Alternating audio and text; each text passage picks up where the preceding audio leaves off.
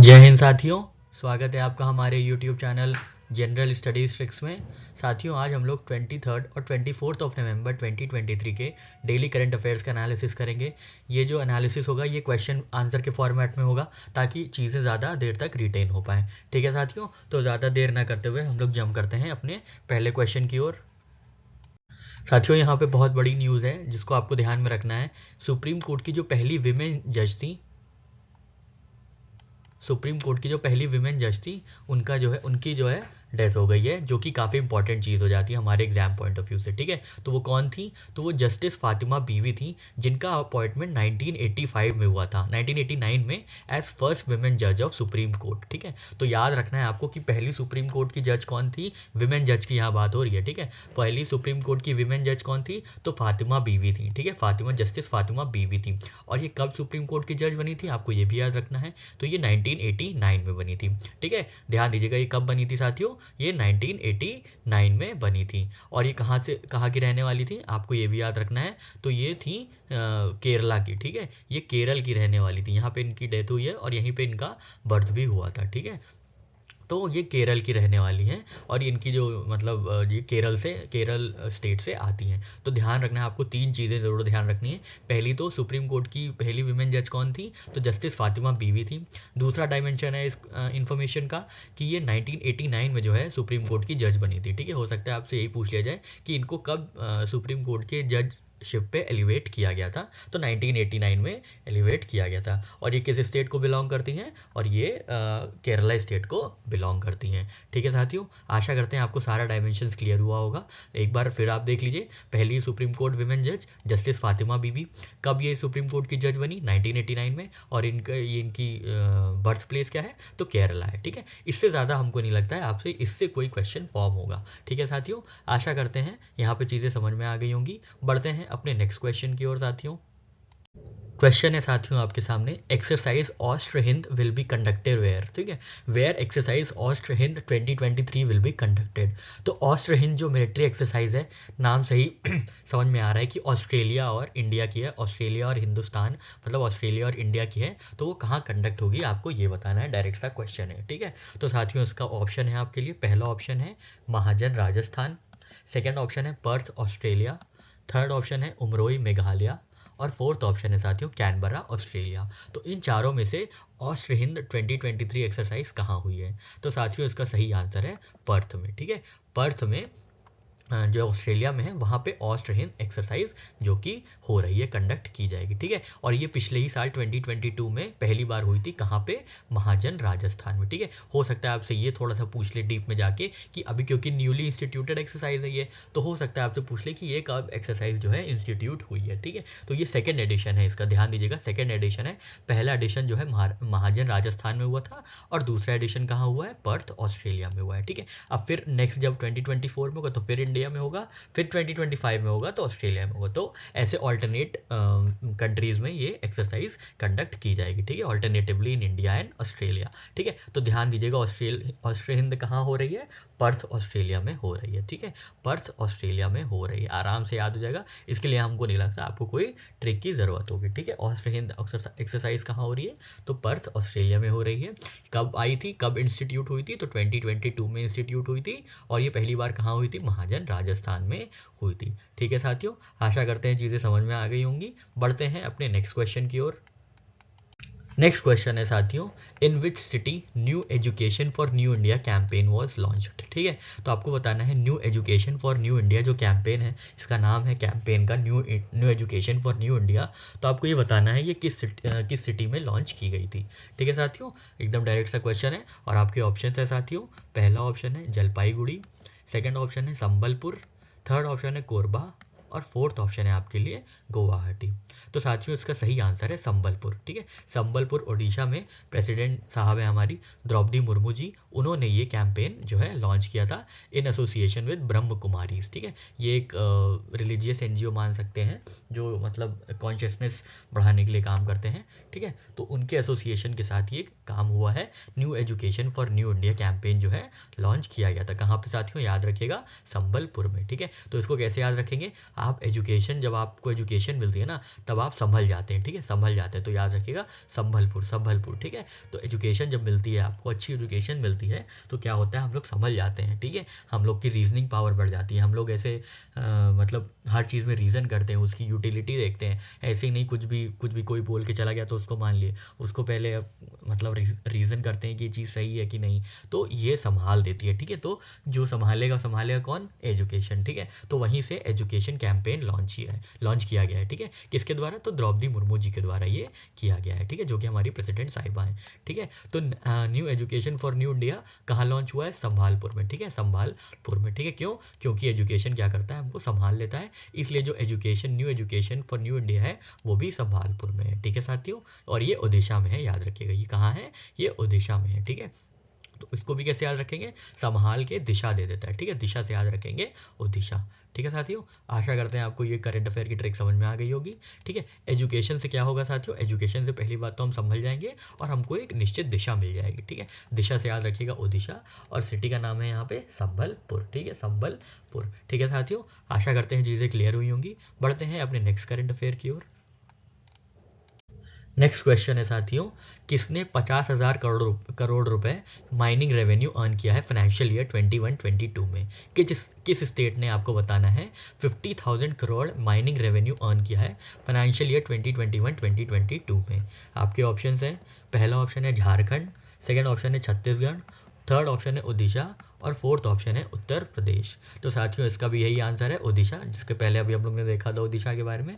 तो ओडिशा क्या किया है, 50,000 करोड़ का माइनिंग रेवेन्यू अर्न किया है फाइनेंशियल ईयर 2021-2022 में, ठीक है। तो इतनी सी ही न्यूज़ थी जो कि इंपॉर्टेंट थी, इसीलिए इतना है। जहाँ पे लगेगा कि आपको बैकग्राउंड बताने की ज़रूरत है, स्टैटिक नॉलेज बताने की ज़रूरत है, तो वहाँ पे उसको भी इंक्लूड किया जाएगा। पर जहाँ पे ज़रूरत नहीं है, अननेसेसरी इन्फॉर्मेशन ओवरलोड नहीं किया जाएगा आपके लिए, ठीक है साथियों। तो याद रखिएगा ओडिशा ने क्या किया है, अचीव किया है 50,000 crore mining revenue in financial year 21-2022, ठीक है साथियों। तो ये कैसे याद रखेंगे, तो माइनिंग की दिशा है, ठीक है, इनकी माइनिंग की दिशा अच्छी है, ठीक है, माइनिंग की दिशा में, ठीक है, माइनिंग की दिशा में 50,000 करोड़ रुपए मिले, ठीक है।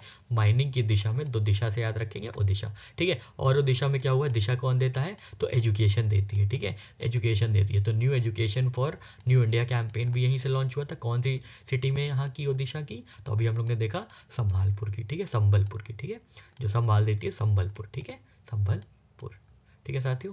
आशा करते हैं यहाँ पे चीज़ें क्लियर हुई होंगी। बढ़ते हैं अपने नेक्स्ट करंट अफेयर की ओर। नेक्स्ट क्वेश्चन है साथियों आपके लिए, what is the lang lands programme. तो लैंग लैंड्स प्रोग्राम किससे रिलेटेड है, आपने ये बताना है। आपके ऑप्शन है साथियों, पहला ऑप्शन है एआई प्रोजेक्ट है, आर्टिफिशियल इंटेलिजेंस प्रोजेक्ट है कोई ये, सेकंड है स्पेस प्रोजेक्ट है कोई ये, थर्ड ऑप्शन है इकोलॉजिकल प्रोजेक्ट है ये, और फोर्थ ऑप्शन है मैथमेटिक्स प्रोजेक्ट है ये, ठीक है। तो साथियों लैंग लैंड्स प्रोग्राम जो है वो स्पेस प्रोजेक्ट नहीं है, वो मैथमेटिक्स प्रोजेक्ट है, ठीक है। तो ये लैंग लैंड्स प्रोग्राम जो है ये वर्ल्ड लार्जेस्ट मैथमेटिक प्रोजेक्ट है, ठीक है। तो याद रखिएगा मैथ्स का ये प्रोजेक्ट है, ठीक है। तो मैथमेटिकल लैंग्वेज याद रखिएगा, ठीक है, मैथ्स की लैंग्वेज, ठीक है, मैथ्स की लैंग्वेज, LANG, ठीक है, LANG, ठीक है। तो मैथ्स की लैंग्वेज याद रखिएगा, मैथमेटिकल लैंग्वेज, ठीक है, मैथमेटिकल लैंग्वेज से याद रखेंगे। तो लैंग से क्या है, लैंग लैंड्स प्रोग्राम किससे रिलेटेड है, मैथमेटिक्स प्रोजेक्ट से रिलेटेड है, ठीक है।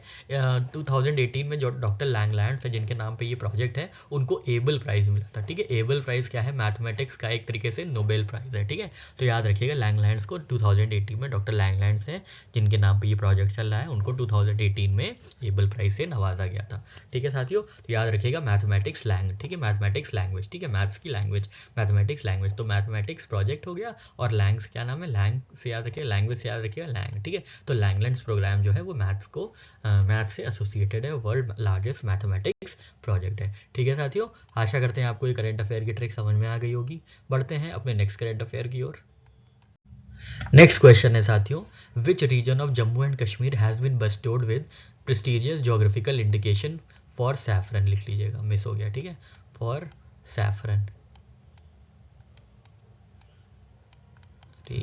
थोड़ी राइटिंग आप जान ही रहे हैं, अगर आप देखते हैं हमारे वीडियोस कंटिन्यूसली, तो राइटिंग के लिए हम पहले ही माफ़ी मांग चुके हैं, फिर से एक बार माफ़ कर दीजिएगा।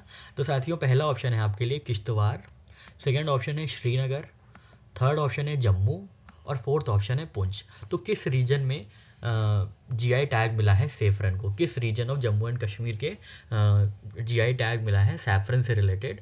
ठीक है, आपको ये बताना है। आपका ऑप्शन है, आपने ऑप्शन देख लिए साथियों, और इसका सही आंसर है किश्तवाड़। ठीक है, किश्तवाड़ जो सैफरन है जो कि कल्टीवेट किया जाता है Kishtwar region of Jammu and Kashmir में, उसको जीआई टैग मिला है। ठीक है, जीआई टैग इनको मिला है। ठीक है, किश्तवाड़ सैफरन को। तो याद रखिएगा किश्त में साफ करना है। ठीक है, ट्रिक है आपके लिए, किश्त में साफ करना है। ठीक है, किश्त में साफ करना है। ठीक है, किश्त से याद रखेंगे किश्तवाड़, और साफ से याद रखेंगे सैफरन। ठीक है, तो किश्तों में साफ करना है। ठीक है, किश्तों में साफ करना है तब जीआई टैग मिलेगा। ठीक है, कैसे याद रखेंगे? किश्तों में साफ करना है तब जीआई टैग मिलेगा। ठीक है, किश्तों में साफ करेंगे तब जीआई टैग मिलेगा। ठीक है, किश्त से क्या है? किश्तवाड़, साफ से क्या है? सैफरन। ठीक है, तो किश्तवाड़ रीजन जो है वहाँ के सैफरन को जीआई टैग मिला है। ठीक है साथियों, आशा करते हैं आपको ये ट्रिक समझ में आ गई होगी। बढ़ते हैं अपने नेक्स्ट करंट अफेयर की ओर।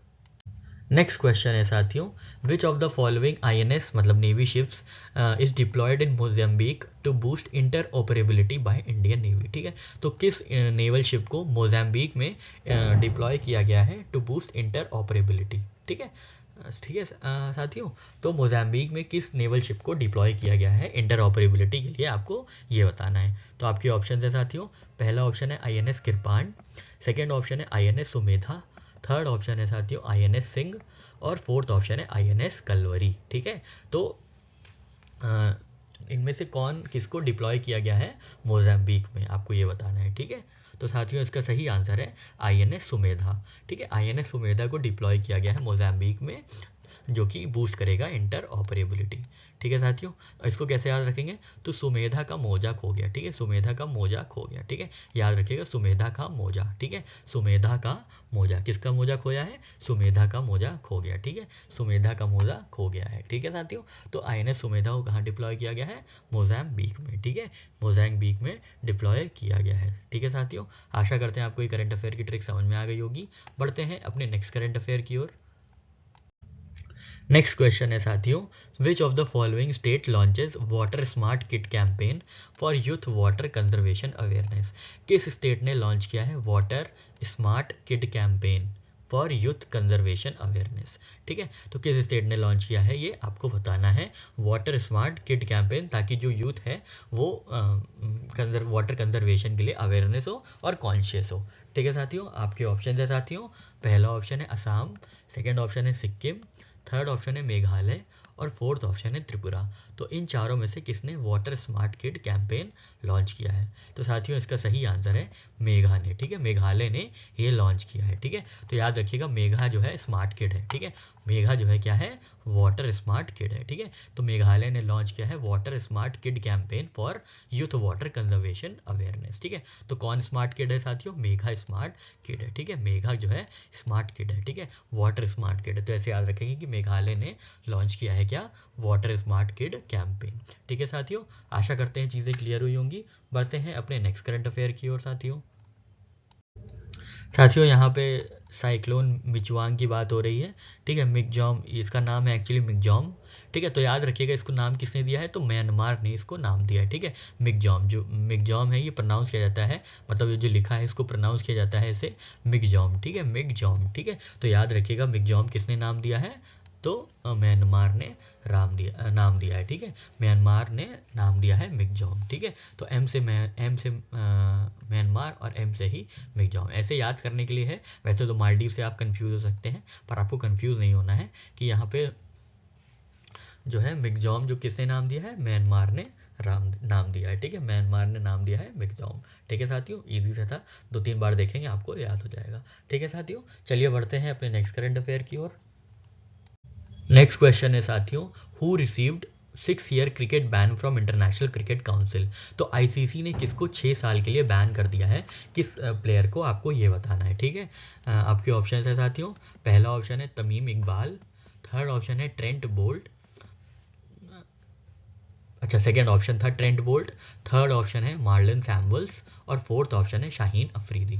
तो इन चारों में से किसको 6 साल के लिए बैन कर दिया है खेलने से इंटरनेशनल क्रिकेट काउंसिल में, आपको ये बताना है। और चारों ऑप्शन थे आपके, तो साथियों इसमें सही आंसर है मार्लन सैमुअल्स। ठीक है, मार्लन सैमुअल्स जो कि एक्स वेस्ट इंडीज़ के बैट्समैन हैं, इनको 6 ईयर क्रिकेट बैन झेलना पड़ेगा अब इंटरनेशनल क्रिकेट काउंसिल की तरफ से, क्योंकि इन्होंने अपने बेनिफिट्स नहीं डिस्क्लोज किए थे जो इनको प्राप्त हुए थे अबू धाबी T10 लीग में। ठीक है, अबू धाबी T10 लीग से जो इनको बेनिफिट प्राप्त हुआ था उन्होंने इसको डिस्क्लोज नहीं किया, जिसके चलते आईसीसी ने इनको क्या किया है 6 ईयर क्रिकेट बैन लगा दिया है। ठीक है, तो कैसे याद रखेंगे साथियों, जिसके ऊपर ये क्रिकेट बैन लगेगा वो मर जाएगा ना, वो मर जाएगा, मतलब एक बस ट्रिक लगा रहे हैं, ऐसा कुछ नहीं है कि कोई जीवित रहे कोई मर जाए, या हमारी कोई मंशा नहीं है। ठीक है, तो जिसके ऊपर क्रिकेट बैन लगेगा वो मर जाएगा, तो मर किस में है, तो मार्लन सैमुअल्स में। ठीक है, तो मार्लन सैमुअल साहब पे ये जो है बैन लगा है। ठीक है साथियों, आशा करते हैं छोटा सा ट्रिक आपको समझ में आ गया होगा। फिर से देख लेते हैं, तो जिस पे बैन लगेगा ना, जिस पे बैन लगेगा मर जाएगा। ठीक है, मर जाएगा मतलब इकोनॉमिकली मर सकता है, साइकोलॉजिकली भी मर सकता है, तो मर से क्या है, मार्लन सैमुअल्स। ठीक है, मार्लन सैमुअल्स। और ये कहाँ के हैं, किस टीम के या किस कंट्री के हैं, तो वेस्ट इंडीज़ के हैं। ठीक है, वेस्ट इंडीज़ के हैं, याद रखिएगा वेस्ट इंडीज़ के हैं। ठीक है, ये देखिए। ठीक है साथियों, आशा करते हैं आपको ये ट्रिक समझ में आ गई होगी। बढ़ते हैं अपने नेक्स्ट करंट अफेयर की ओर। नेक्स्ट क्वेश्चन है साथियों, which country is not a part of Nordic Baltic 8 countries. ठीक है, नॉर्डिक बाल्टिक 8 कंट्रीज का पार्ट कौन सी कंट्री नहीं है, आपको ये बताना है। आपके ऑप्शन है, पहला ऑप्शन है एस्टोनिया, सेकेंड ऑप्शन है आइसलैंड, थर्ड ऑप्शन है स्वीडन और फोर्थ ऑप्शन है पोलैंड। तो इन चारों में से कौन नॉर्डिक बाल्टिक 8 कंट्रीज का पार्ट नहीं है, तो साथियों इसका सही आंसर है पोलैंड। ठीक है, पोलैंड जो है इसका पार्ट नहीं है। और ये न्यूज़ में क्यों है, क्योंकि अभी second confederation of Indian industry ने Nordic Baltic business conclave organise की थी, जिसमें नॉर्डिक बाल्टिक 8 कंट्रीज शामिल हुए थे।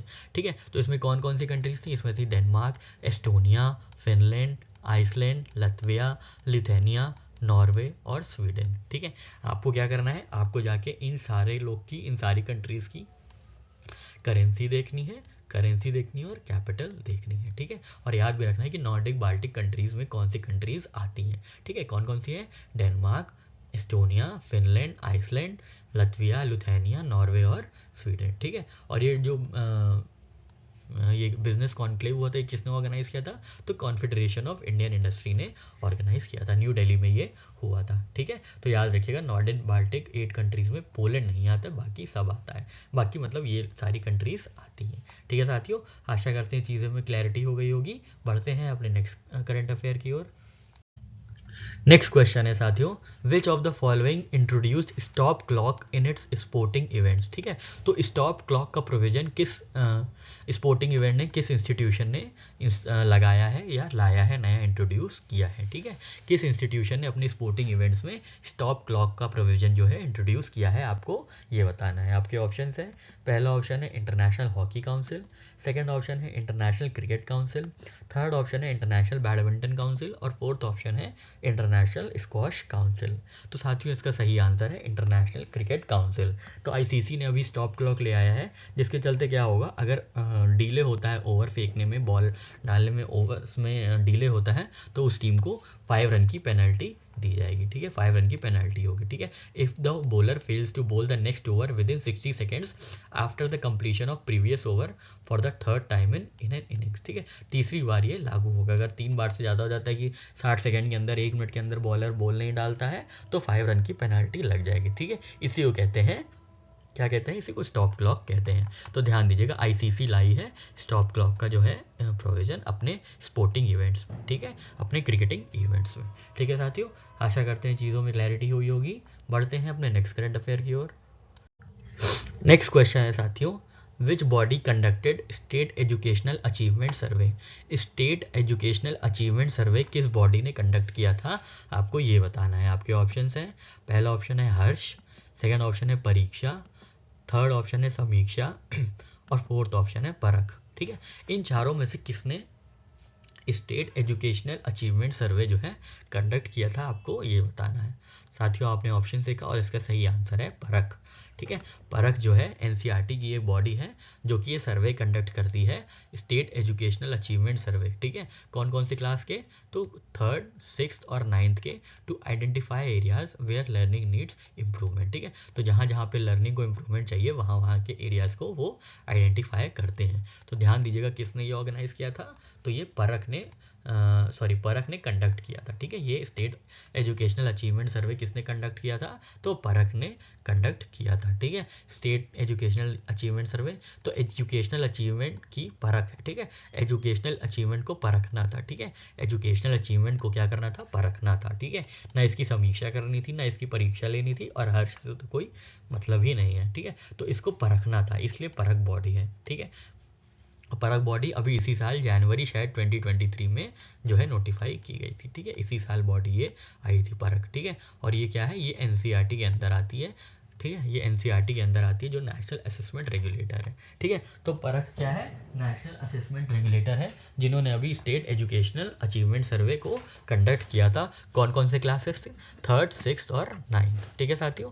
आशा करते हैं चीज़ों में क्लैरिटी हुई होगी। बढ़ते हैं अपने नेक्स्ट करंट अफेयर की ओर। यहाँ पे देखिए कुछ बातें हैं परख के बारे में। तो परख जो है कहाँ पे इसको अनाउंस किया गया था, तो ये नेशनल एजुकेशन पॉलिसी 2020 में इसका उल्लेख था कि ये ऐसी स्टैंडर्ड सेटिंग बॉडी सेटअप की जाएगी जो कि एजुकेशनल अचीवमेंट्स को मेजर कर सके, ठीक है। ये क्या है, ये कॉन्स्टिट्यूएंट यूनिट है एनसीईआरटी की, अभी हमने आपको बताया था, ठीक है। और ये 3 मेजर असेसमेंट एरियाज में असेसमेंट करती है, किसमें, large scale assessment, school based assessment और एग्जामिनेशन रिफॉर्म्स, ठीक है। तो ये ध्यान दीजिएगा, 3 मेजर असेसमेंट एरियाज हैं परख के, large scale assessment, school based assessment और एग्जामिनेशन रिफॉर्म्स, ठीक है साथियों। तो यहाँ पे हम लोग ने परख के बारे में देख लिया, और ये याद रखिएगा एनसीईआरटी का पार्ट है ये, ठीक है, एनसीईआरटी का पार्ट है ये। और ये अभी जनवरी इसी साल ये जो है नोटिफाई की गई थी परख, ठीक है। और ये नेशनल एजुकेशन पॉलिसी 2020 के अंदर एनविसाज की गई थी, इसका जो इसके बारे में नेशनल एजुकेशन पॉलिसी में सोचा गया था, ठीक है साथियों। आशा करते हैं चीज़ें क्लियर हुई होंगी। बढ़ते हैं नेक्स्ट करंट अफेयर की ओर।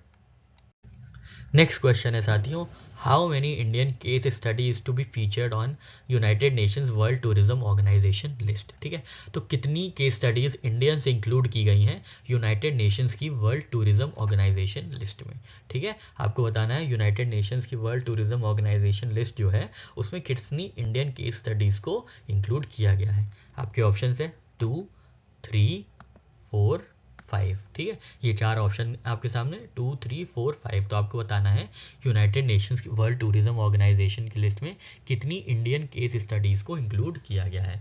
तो साथियों इसका सही आंसर है 2, ठीक है। वो कौन सी हैं 2 चीज़ें हम देख लेते हैं। तो पहले तो केरला का रिस्पॉन्सिबल टूरिज्म है, ठीक है, रिस्पॉन्सिबल टूरिज्म ऑफ केरला है, जो कि global list of case studies के लिए सेलेक्ट की गई है United Nations World Tourism Organization के अंतर्गत।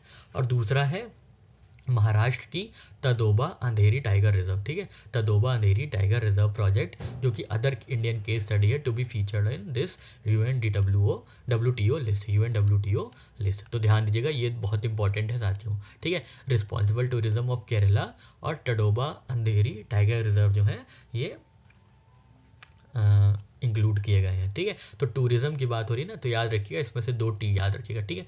ये भी टी होगा, कोई टूरिज्म होगा, रिस्पॉन्सिबल टूरिज्म होगा, और ये टाइगर रिजर्व की बात होगी, ठीक है। तो टडोबा, टी से टडोबा भी याद रखेंगे, टडोबा अंधेरी टाइगर रिजर्व, ठीक है। और ये महाराष्ट्र का पार्ट है, ठीक है। केरला का रिस्पॉन्सिबल टूरिज्म मिशन और महाराष्ट्र का तदोबा अंधेरी टाइगर रिजर्व, ठीक है। तो टूरिज्म से याद रखेंगे, टूरिज्म की लिस्ट है ना, टूरिज्म की लिस्ट है, तो इसमें याद रखेंगे 2 टी, ठीक है, 2 टी याद रखेंगे। पहले तो टूरिज्म वाला ही, ठीक है, ये क्या है, रिस्पॉन्सिबल टूरिज्म ऑफ केरला हो गया, और ये टडोबा अंधेरी टाइगर रिजर्व, ठीक है, टडोबा अंधेरी टाइगर रिजर्व, ठीक है साथियों। आशा करते हैं आपको ये ट्रिक समझ में आ गई होगी। एक बार फिर से देख लेते हैं, जहाँ पे United Nations World Tourism Organization की लिस्ट की बात होगी, तो याद रखिएगा टूरिज्म में 2 टी याद रखिएगा, टूरिज्म में, ठीक है, 2 टी याद रखिएगा, ठीक है। पहला टी होगा tourism, responsible tourism of Kerala, जो कि इंक्लूड किया गया है as a case study global list of case studies of United Nations World Tourism Organization में। और दूसरा टी होगा साथियों तडोबा अंधेरी टाइगर रिजर्व, ठीक है, ये Tadoba Andheri tiger reserve which is a part of Maharashtra, ठीक है साथियों। आशा करते हैं चीज़ें क्लियर हुई होंगी। बढ़ते हैं अपने नेक्स्ट क्वेश्चन की ओर। नेक्स्ट क्वेश्चन है साथियों, what is the campaign theme of World children's day 2023, ठीक है। थीम क्या है वर्ल्ड चिल्ड्रंस डे 2023 की। तो साथियों आपके ऑप्शंस हैं, पहला ऑप्शन है inclusive education for all, second education है building a child friendly world, third option है for every child every right, और फोर्थ ऑप्शन है चिल्ड्रंस मेंटल हेल्थ मैटर्स। ठीक है, इनमें से बताना है आपको कौन सी थीम है वर्ल्ड चिल्ड्रंस डे 2023 की। ठीक है साथियों, तो इसका सही आंसर है for every child every right. ठीक है, हर चाइल्ड के लिए हर राइट होना चाहिए। ठीक है, जो कि हम, और ये वर्ल्ड चिल्ड्रन डे हम लोग कब सेलिब्रेट करते हैं, तो 20 नवंबर को सेलिब्रेट करते हैं। और इस बार की थीम क्या थी साथियों, for every child every right. ठीक है, हर चाइल्ड को हर राइट मिलना चाहिए। ठीक है, हर बच्चे को हर राइट मिलना चाहिए, हर अधिकार मिलना चाहिए। ठीक है साथियों, चलिए बढ़ते हैं अपने नेक्स्ट करंट अफेयर की ओर। नेक्स्ट क्वेश्चन है साथियों आपके सामने, what is the rate of disposal of complaints by insurance ombudsman. ठीक है, तो इंश्योरेंस ऑम्बड्समैन ने किस डिस्पोजल रेट से कंप्लेंट्स को डिस्पोज किया है, आपको ये बताना है। किस परसेंटेज रेट से कंप्लेंट्स को डिस्पोज ऑफ किया है इंश्योरेंस ऑम्बड्समैन ने, आपको ये बताना है। ठीक है, डेटा है, इंपॉर्टेंट है। आपके ऑप्शन है, पहला ऑप्शन है 96.28%, सेकेंड ऑप्शन है 91.28%, थर्ड ऑप्शन है 93.48% और फोर्थ ऑप्शन है 92.28%। ठीक है साथियों, तो यहाँ पे लास्ट वाला जो ऑप्शन है 92.28%, यहाँ पे ये आंसर सही है। ठीक है, तो बीमा लोकपाल डे के दिन मतलब 11 नवंबर 2023 को इंश्योरेंस ऑम्बड्समैन ने बताया कि it has disposed over 92.28% of complaints received from the insured during financial year 22-23। मतलब पिछले साल से इस साल तक लगभग 92% जो है इंश्योरेंस रिलेटेड कंप्लेंट्स हैं उनको डिस्पोज ऑफ कर दिया गया है, उनका निवारण कर दिया गया है। ठीक है, तो टोटल कितनी कंप्लेंट्स मिली थी, टोटल 55,000 कंप्लेंट्स मिली थी, जिसमें से 51,000 को डिस्पोज कर दिया गया था across all 17 insurance ombudsman offices. ठीक है साथियों, तो ध्यान दीजिएगा, ये इंश्योरेंस ऑम्बड्समैन जो अपने 17 ऑफिस हैं इनको 55,000 लगभग जो है कंप्लेंट्स प्राप्त हुई थी, शिकायतें प्राप्त हुई थी, और जिनका 51,000 लगभग का निवारण कर दिया गया था, जो कि कन्वर्ट हो जाता है परसेंटेज रेट में टू 92.28%। ठीक है साथियों, और इंश्योरेंस ऑम्बड्समैन कब आया था, तो 1998 में आया था। ठीक है, ये स्टैटिक नॉलेज हमको लगा था आपको ज़रूरत हो सकती है कभी, तो इसलिए ये इंक्लूड कर दी गई थी। ठीक है साथियों, तो याद रखिएगा 92.28% डिस्पोजल रेट है किसका, इंश्योरेंस ऑम्बड्समैन का। ठीक है साथियों, आशा करते हैं चीज़ें समझ में आ गई होंगी। बढ़ते हैं अपने नेक्स्ट क्वेश्चन की ओर। नेक्स्ट क्वेश्चन है साथियों, who was honoured with NASA implementation and advance concept team planet award 2023। ठीक है, तो नासा का इम्पैक्ट प्लैनेट अवार्ड 2023 किसको मिला है, आपको ये बताना है। ठीक है, नासा का इम्पैक्ट प्लैनेट अवार्ड किसको मिला है 2023 में, आपको ये बताना है। आपके ऑप्शन है साथियों, पहला ऑप्शन है कार्ल विल्सन, सेकेंड ऑप्शन है दीपक हुड्डा, थर्ड ऑप्शन है मलखान सिंह और फोर्थ ऑप्शन है सुजीत रॉय। तो इन चारों में से इम्पैक्ट प्लैनेट अवार्ड 2023 जो कि नासा द्वारा दिया जाता है वो किसको मिला है, आपको ये बताना है। तो साथियों, इसका सही आंसर है सुजीत रॉय। ठीक है, सुजीत रॉय जो कि को फाउंडर हैं Noida based Brain Alive research private limited के, उनको नासा ने इम्पैक्ट प्लैनेट अवार्ड दिया है for his outstanding contribution to geospatial artificial intelligence foundation model project. ठीक है, तो खैर आपको इतना नहीं याद रखना है, आपको बस इतना याद रखना है कि सुजीत रॉय जी को क्या मिला है, इम्पैक्ट प्लैनेट अवार्ड मिला है। ठीक है, तो कैसे याद रखेंगे इसको, वैसे तो याद हो जाएगा लेकिन फिर भी आपके लिए ट्रिक बनाए हैं। ठीक है, जिसका इम्पैक्ट पड़ेगा वो जीत जाएगा। ठीक है, जिसका इम्पैक्ट पड़ेगा, जिसका इम्पैक्ट ज़्यादा होगा वही तो जीतेगा ना। ठीक है, इम्पैक्ट जिसका ज़्यादा पड़ेगा वो जीत जाएगा, तो जीत किस में है, सुजीत में है। ठीक है, जीत किसका किस नेम में है, जीत किसके नाम में है, तो सुजीत के नाम में है। ठीक है, तो इम्पैक्ट याद रखिएगा, जो जिसका इम्पैक्ट ज़्यादा होगा वो जीत जाएगा। ठीक है, जीत जाएगा मतलब सुजीत रॉय। ठीक है, और ये भी याद रखना है कि इम्पैक्ट प्लैनेट अवार्ड कौन देता है, तो नासा देता है। ठीक है, नासा देता है। ठीक है साथियों, याद रखिएगा, इम्पैक्ट जिसका ज़्यादा होता है वो क्या होता है, वो जीत जाता है। तो सुजीत रॉय साहब को ये इम्पैक्ट प्लैनेट अवार्ड मिला है। ठीक है साथियों, आशा करते हैं आपको ये ट्रिक समझ में आ गई होगी। बढ़ते हैं अपने नेक्स्ट करेंट अफेयर की ओर। नेक्स्ट क्वेश्चन है साथियों, what is the theme for world fisheries day 2023। आपको बताना है वर्ल्ड फिशरीज डे 2023 की थीम क्या है। ठीक है साथियों, आपके ऑप्शंस हैं, पहला ऑप्शन है illegal unreported and unregulated fishing, second option है celebrating the wealth of fisheries and aquaculture, third option है साथियों आपके लिए सस्टेनेबल फिशरीज, और फोर्थ ऑप्शन है विमेन इन फिशरीज। तो इन चारों में से क्या थीम थी इस बार की वर्ल्ड फिशरीज डे 2023 2023 की। तो साथियों इसका सही आंसर है celebrating the wealth of fisheries and aquaculture.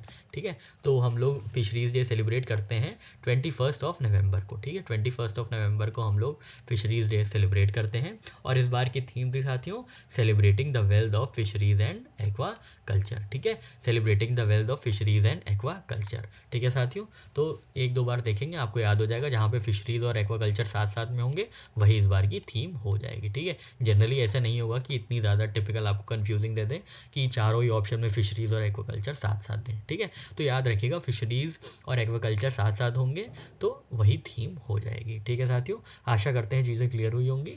बढ़ते हैं नेक्स्ट क्वेश्चन की ओर। नेक्स्ट क्वेश्चन है साथियों, what is the theme for world television day 2023। ठीक है, वर्ल्ड टेलीविजन डे 2023 की थीम क्या है आपको ये बताना है। आपके ऑप्शंस हैं TV and socialisation, second option है TV for knowledge, third option है एक्सेसिबिलिटी और फोर्थ ऑप्शन है टीवी एंड स्ट्रेस। तो साथियों इसका सही आंसर है एक्सेसिबिलिटी। ठीक है, एक्सेसिबिलिटी जो है इसका सही आंसर है। हम लोग 21 नवंबर को सेलिब्रेट करते हैं वर्ल्ड टेलीविजन डे और इसका जो थीम है इस बार की एक्सेसिबिलिटी है। ठीक है, तो याद रखिएगा टीवी हर कोई एक्सेसिबल है, सबके लिए टीवी एक्सेसिबल है अब। ठीक है, हर किसी के पास टीवी है तो हर किसी के पास टीवी एक्सेसिबल, टीवी का एक्सेस है, एक्सेसिबल है टीवी। ठीक है, एक्सेसिबल है टीवी। ठीक है, ऐसे ही छोटा सा हैक बना के हम लोग इसको याद कर लेंगे। ठीक है, जैसे अभी हम लोग ने पीछे देखा था कि वेल्थ और फिशरीज और एक्वाकल्चर मिलेंगे तो इस बार की थीम हो जाएगी वर्ल्ड फिशरीज डे की। ठीक है साथियों, चलिए बढ़ते हैं। और हम लोग ने चिल्ड्रंस डे पे देखा था, चिल्ड्रंस डे की थीम क्या थी, हर बच्चे के लिए, हर चाइल्ड के लिए हर अधिकार, for every child every right. ठीक है साथियों, ऐसी छोटी छोटी चीज़ें जुगाड़ करके हम लोग अपना ये सब याद कर लेंगे। ठीक है साथियों, चलिए आगे बढ़ते हैं और नेक्स्ट क्वेश्चन लेते हैं अपना। अच्छा यहाँ पे कोई भाई नहीं है। ठीक है, अच्छा यहाँ पे भी देख लेते हैं साथियों।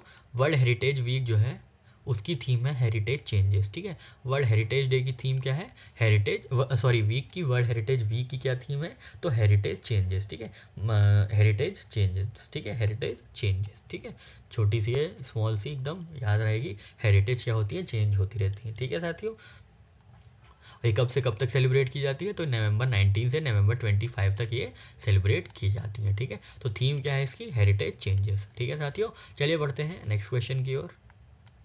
नेक्स्ट इन्फॉर्मेशन है साथियों यूपी गवर्नमेंट से रिलेटेड। तो यूपी गवर्नमेंट ने, अभी हम लोग ने कल या परसों के करंट अफेयर्स में देखा था कि यूपी गवर्नमेंट ने क्या बैन कर दिया था, तो हलाल प्रोडक्ट्स को बैन कर दिया गया था। ठीक है, यहाँ पे कुछ और नई इन्फॉर्मेशन है, मतलब अलग इन्फॉर्मेशन है, हलाल से रिलेटेड नहीं है। तो यूपी गवर्नमेंट ने कोलैबोरेट किया है CSIR, council of scientific and industrial research and DRDO के साथ, defence research and development organisation, as knowledge partners to incorporate proposed bulk drug park in Lalitpur Uttar Pradesh. ठीक है, तो ड्रग्स पार्क कहाँ आएगा, ललितपुर में आएगा। ठीक है साथियों, कहाँ आएगा, ड्रग्स कहाँ आएगा, तो ड्रग्स आएगा ललितपुर में। ठीक है, ललितपुर कहाँ पे है, ललितपुर एक जिला है उत्तर प्रदेश में। ठीक है, उत्तर प्रदेश में। और इसके साथ कौन कोलैबोरेट करेगा, तो CSIR करेगा और defence research and development organisation DRDO, जो कि नॉलेज पार्टनर्स होंगे बल्क ड्रग्स पार्क के। ठीक है, तो याद रखिएगा लाल ड्रग्स होगा। ठीक है, ड्रग्स क्या होगा, लाल कलर का होगा। ठीक है, लाल ड्रग्स। ठीक है, कौन सा ड्रग्स, लाल ड्रग्स। लाल से याद रखिएगा ललितपुर और ड्रग्स से याद रखिएगा और drugs park, bulk drugs park. तो बल्क ड्रग्स पार्क कहाँ आएगा, लाल मतलब ललितपुर मतलब यूपी में। ठीक है, लाल मतलब, तो याद रखिएगा लाल ड्रग्स। ठीक है, लाल ड्रग्स। ठीक है, लाल ड्रग्स। तो लाल से क्या याद रखेंगे, ललितपुर, ड्रग्स से क्या याद रखेंगे, बल्क ड्रग पार्क जो आ रहा है लाल में आ रहा है, मतलब ललितपुर में आ रहा है, जो कि यूपी में। और ये भी याद रखिएगा CSIR और DRDO जो है वो नॉलेज पार्टनर्स हैं for this proposed bulk drug park in Lalitpur district of UP. ठीक है साथियों, इजी सा था, आशा करते हैं चीज़ें समझ में आ गई होंगी। यहाँ पे हमने आपको ट्रिक बता ही दी है लाल ड्रग्स की। अब हम लोग बढ़ते हैं अपने नेक्स्ट करंट अफेयर की ओर। नेक्स्ट क्वेश्चन है साथियों, which of the following state launched food security campaign to sensitize people about National Food Security Act and strive to achieve United Nations Sustainable Development Goal to Zero Hunger by 2030। ठीक है, तो खैर आपको बस इतना लंबा क्वेश्चन नहीं है, आपको बस ये याद रखना है कि बताना है कि फूड सिक्योरिटी कैंपेन किसने लॉन्च किया है। ठीक है, फूड सिक्योरिटी कैंपेन किसने लॉन्च किया है आपको ये बताना है। आपके ऑप्शंस हैं मणिपुर, सेकंड ऑप्शन है सिक्किम, थर्ड ऑप्शन है त्रिपुरा और फोर्थ ऑप्शन है मेघालय। ठीक है, तो अभी हम लोग ने मेघालय से क्या देखा था, मेघा जो है वाटर स्मार्ट किड है। ठीक है, मेघा क्या है, वाटर स्मार्ट किड है। ठीक है, वाटर स्मार्ट किड है। ठीक है, वाटर स्मार्ट किड अब हम लोगों ने देखा था। ठीक है, अब यहाँ पे भी क्या आंसर है, यहाँ पे भी मेघा ही आंसर है, मतलब मेघालय ने लॉन्च किया है फूड सिक्योरिटी कैंपेन। ठीक है, तो मान लीजिए ऐसे याद रखिएगा कि मेघा ने पहले तो फूड खाया, ठीक है, फूड खाया फिर पानी पिया। ठीक है, फूड खाया फिर पानी पिया। ठीक है, तो फूड से क्या याद रखेंगे, फूड सिक्योरिटी कैंपेन चला रही है मेघालय, और वाटर स्मार्ट किड कैंपेन चला रही है मेघालय ही। ठीक है, तो याद रखेंगे मेघा ने पहले क्या किया, मेघा ने साथियों पहले पानी पिया फिर खाना खाया। ठीक है, पानी पिया फिर खाना खाया। ठीक है, फूड मतलब फूड सिक्योरिटी कैंपेन भी है, और वाटर स्मार्ट किड कैंपेन भी है। कहाँ पे, मेघालय में। ठीक है साथियों, बहुत ही अच्छी सी ट्रिक थी, इसमें दोनों क्वेश्चन आराम से कवर हो गए। बढ़ते हैं अपने नेक्स्ट करंट अफेयर की ओर। यस, यहाँ पे साथियों एक ऑब्ituary है जिसमें हमारे पीएम साहब ने भी कॉन्डोल किया है। तो शंकर नेत्रालय फाउंडर डॉक्टर एस बद्रीनाथ की जो डेथ हुई है उस पर कॉन्डोलेंस व्यक्त किया है पीएम साहब ने। ठीक है, किसकी डेथ पे, डॉक्टर एस बद्रीनाथ। ठीक है, तो ये फाउंडर थे शंकर नेत्रालय के। ठीक है, शंकर नेत्रालय के कौन फाउंडर थे, डॉक्टर एस बद्रीनाथ। ठीक है, ये एस बद्रीनाथ जो थे फाउंडर थे शंकर नेत्रालय के। ठीक है, और ये चेन्नई में इनकी डेथ हुई है। ठीक है, तो बस याद रखिएगा एस बद्रीनाथ जो थे शंकर नेत्रालय के फाउंडर थे। ठीक है, कौन थे, बद्रीनाथ साहब थे शंकर नेत्रालय के फाउंडर। ठीक है, शंकर नेत्रालय के फाउंडर। ठीक है साथियों, चलिए बढ़ते हैं अपने नेक्स्ट क्वेश्चन की ओर। नेक्स्ट क्वेश्चन है साथियों, यहाँ हु मिस हो गया है, who was selected for Goa government's first Manohar Parrikar Yuva scientist award. ठीक है, तो ये गोवा का है, ये गोवा के एक्स चीफ मिनिस्टर साहब थे मनोहर पर्रिकर साहब। ठीक है, और ये डिफेंस मिनिस्टर भी थे एक टाइम पे। ठीक है, तो आपको ये बताना है कि मनोहर पर्रिकर युवा साइंटिस्ट अवार्ड किसको मिला है, आपको ये बताना है। आपके ऑप्शन हैं doctor Puneet M, second option है doctor Shweta Gupta, third option है डॉक्टर माधव राज, और फोर्थ ऑप्शन है डॉक्टर आयुषी सरदाना। ठीक है, इन चारों ऑप्शंस में से आपको बताना है मनोहर पर्रिकर युवा साइंटिस्ट अवार्ड किसको मिला है। ठीक है, ये ऑप्शंस हम लोग ने देख लिए, और इसका सही आंसर है साथियों डॉक्टर माधव राज। ठीक है, ये गोवा गवर्नमेंट का ये अवार्ड है, तो ध्यान दीजिएगा किसने किसको मिला है ये, तो डॉक्टर माधव राज को। ठीक है, माधवा राज को। ठीक है, तो इसको कैसे याद रखेंगे, जिनकी मैथ्स तेज होगी, जिनकी मैथ्स तेज होगी उनको ये युवा साइंटिस्ट अवार्ड दिया जाएगा। ठीक है, युवा साइंटिस्ट अवार्ड किसको दिया जाएगा, जिनकी मैथ तेज होगी। मैथ किसकी तेज है, जिनके नाम में ही मैथ है। ठीक है, MATH देखिए, माधव राज। ठीक है, माधव राज से याद रखेगा। तो माधव राज को क्या मिला है, युवा साइंटिस्ट अवार्ड मिला है, मनोहर पर्रिकर युवा साइंटिस्ट अवार्ड। ठीक है, और ये गोवा गवर्नमेंट का ये अवार्ड है। ठीक है, किसको मिला है युवा साइंटिस्ट अवार्ड, किसको मिला है, जिनकी मैथ्स बहुत तेज होगी। तो मैथ किसकी तेज है, जिसके नाम में मैथ्स आता है, किनके नाम में मैथ्स आता है, तो माधव राज के नाम में मैथ्स आता है। ठीक है साथियों, आशा करते हैं आपको ये करंट अफेयर की ट्रिक बढ़िया लगी होगी। बढ़ते हैं अपने नेक्स्ट करंट अफेयर की ओर। नेक्स्ट क्वेश्चन है साथियों, which city will host India's first urban ropeway project. ठीक है, तो किस सिटी में होस्ट किया जाएगा, कौन सी सिटी होस्ट करेगी या इंक्लूड करेगी इंडिया का पहला अर्बन रोपवे प्रोजेक्ट। ठीक है साथियों, आपके ऑप्शंस हैं, पहला ऑप्शन है जम्मू, सेकंड ऑप्शन है शिमला, थर्ड ऑप्शन है कालिम्पोंग, और फोर्थ ऑप्शन है दार्जिलिंग। तो इन चारों में से पहला अर्बन रोपवे प्रोजेक्ट किस सिटी में इंट्रोड्यूस किया जाएगा, आपको ये बताना है। तो साथियों आपका सही आंसर है शिमला। ठीक है, शिमला में इंट्रोड्यूस किया जाएगा पहला अर्बन रोपवे प्रोजेक्ट, जो कि सितंबर 2024 तक वहाँ से शुरू होगा और कंप्लीट हो जाएगा 2029 तक। ठीक है साथियों, और ये सेकेंड लॉन्गेस्ट होगा अर्बन रोपवे प्रोजेक्ट आफ्टर ला पास इन बोलीविया। ठीक है, बोलीविया के ला पास के बाद ये सेकेंड लॉन्गेस्ट रोपवे प्रोजेक्ट होगा, अर्बन रोपवे प्रोजेक्ट होगा। कहाँ पे होगा साथियों, शिमला में होगा। ठीक है, शिमला में होगा। ठीक है, याद रखिएगा शिमला में होगा। ठीक है साथियों, चलिए बढ़ते हैं अपने नेक्स्ट करंट अफेयर की ओर। साथियों यहाँ पे इंफॉर्मेशन है इंटरनेशनल स्पेस स्टेशन से रिलेटेड, जिसने 25 साल कंप्लीट कर लिए हैं अपने एग्जिस्टेंस के। ठीक है, तो पहला मॉड्यूल जो है जरिया वो लॉन्च किया गया था ऑर्बिट में 1998 में। ठीक है, 1998 में। ठीक है, इंटरनेशनल स्पेस स्टेशन एक रेयर इवेंट है या रेयर फिनोमिनन है जहाँ पर रशिया, यूएस, कनाडा, जापान और यूरोपियन स्पेस एजेंसी का कोलैबोरेशन है। ठीक है, तो रशिया और यूनाइटेड स्टेट्स यहीं कोलैबोरेट करते हैं और कहीं नहीं कोलैबोरेट करते हैं। ठीक है, तो बहुत ही रेयर एग्जांपल है ये कोलैबोरेशन का। ठीक है, तो याद रखिएगा इंटरनेशनल स्पेस स्टेशन जो है उन्होंने अपने 25 साल कंप्लीट कर लिए हैं।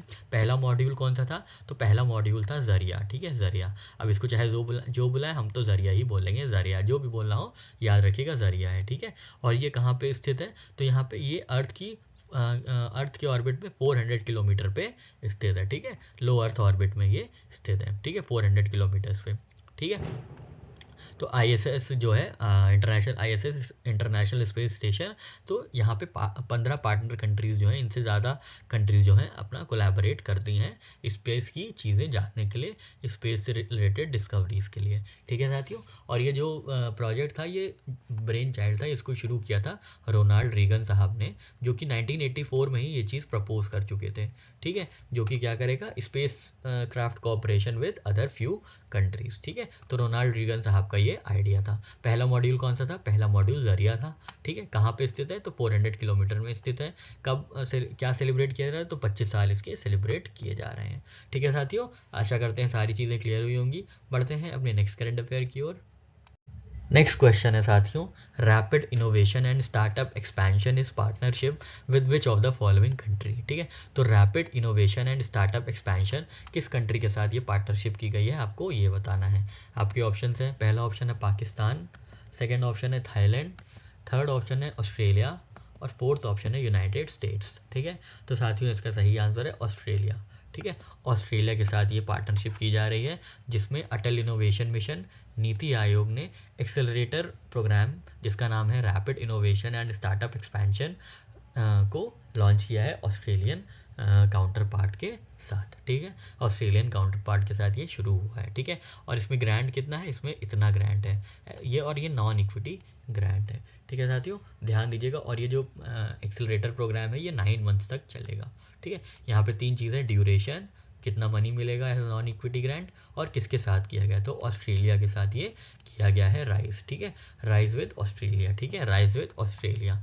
ठीक है, राइज विद ऑस्ट्रेलिया याद रखिएगा। ठीक है, इन्होंने हमको वर्ल्ड कप हरा दिया, हमको बहुत तकलीफ है इस बात की, पर ठीक है कोई बात नहीं, अब क्या कर सकते हैं। ठीक है, खैर गुस्सा तो है ये साथियों, बहुत तकलीफ भी है, लेकिन कुछ नहीं कर सकते हैं, बस पढ़ सकते हैं। ठीक है, तो यहाँ पढ़िए कि जो राइज है वो ऑस्ट्रेलिया के साथ किया गया है। और राइज क्या है? तो rise innovation and startup expansion है। ठीक है, rapid innovation and startup expansion है। ठीक है, तो नीति आयोग ने ऑस्ट्रेलिया के साथ ये चीज़ लॉन्च की है। ठीक है साथियों, इसका स्पैन है, इसका ड्यूरेशन देख लीजिएगा, ये ड्यूरेशन है, और इसका क्वांटम देख लीजिएगा। ठीक है साथियों, चलिए बढ़ते हैं अपने नेक्स्ट करंट अफेयर की ओर।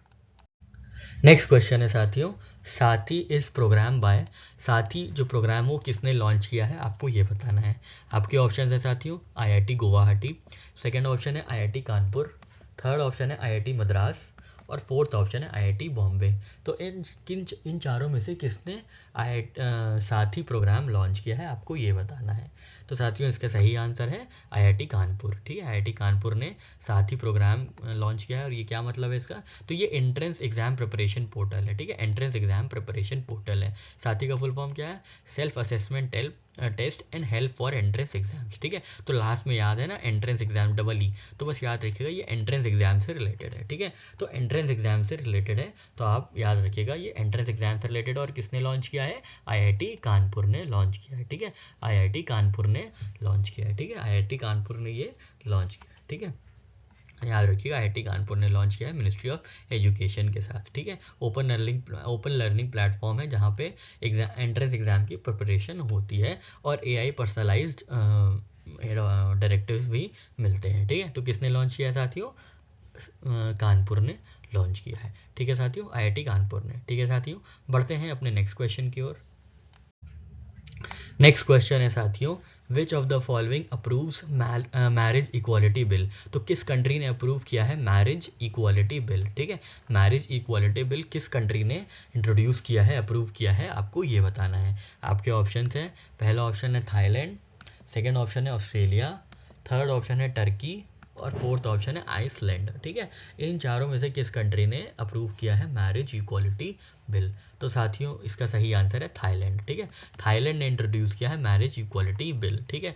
यहाँ पे क्या होगा, सेम सेक्स मैरिज भी होगी, ठीक है। तो यहाँ पे एकदम फ्री मैरिज कर दी गई है, यहाँ पे कोई भी किसी से भी मैरिज कर सकता है, तो मैरिज इक्वालिटी बिल आई है, ठीक है। तो कैसे याद रखेंगे इसको साथियों, जब मैरिज इक्वल होगी ना तो आपको एक ही थाली में खाना पड़ेगा, ठीक है। जब आपकी मैरिज होगी तो आपको एक ही थाली में खाना पड़ेगा, जब आपकी मैरिज होगी तो याद रखिएगा, अब शादी होगी, इक्वालिटी से शादी होगी तो आपको एक ही थाली में खाना पड़ेगा, तो थाली से याद रखेंगे थाईलैंड, ठीक है। तो मैरिज इक्वालिटी में क्या होगा, थाली मिलेगी, थाली में खाना पड़ेगा, एक ही थाली में खाना पड़ेगा, तो थाईलैंड जो है, थाली से थाईलैंड याद रखिएगा, थाईलैंड ने अप्रूव किया है मैरिज इक्वालिटी बिल, ठीक है साथियों। आशा करते हैं आपको ये ट्रिक समझ में आ गई होगी। बढ़ते हैं नेक्स्ट करंट अफेयर की ओर। नेक्स्ट क्वेश्चन है साथियों, which is set to mobilise 1000 crore for private credit expansion, ठीक है। तो कौन 1000 करोड़ का जो है क्वांटम मोबिलाइज करने में कामयाब रहा है फॉर प्राइवेट क्रेडिट एक्सपेंशन, ठीक है साथियों। तो आपके ऑप्शंस हैं, पहला ऑप्शन है Nippon life India, second option है Bajaj life India, third option है निवा बुपा लाइफ इंडिया और फोर्थ ऑप्शन है कोटक लाइफ इंडिया, ठीक है। तो किसने मोबिलाइज किया है 1000 crore rupees for private credit expansion, तो साथियों इसका सही आंसर है निपॉन ने, ठीक है। निपॉन लाइफ इंडिया ने क्या किया है, मोबिलाइज किया है 1000 crore for private credit expansion, ठीक है साथियों। आशा करते हैं चीज़ समझ में आ गई होगी, एकदम डायरेक्ट सी, आपको ज़्यादा कुछ उसमें याद नहीं करना, बस एक दो बार देख लेंगे तो याद रह जाएगा निपॉन ने क्या किया है, मोबिलाइज किया है 1000 crore for private credit expansion, ठीक है साथियों। चलिए बढ़ते हैं अपने नेक्स्ट क्वेश्चन की ओर।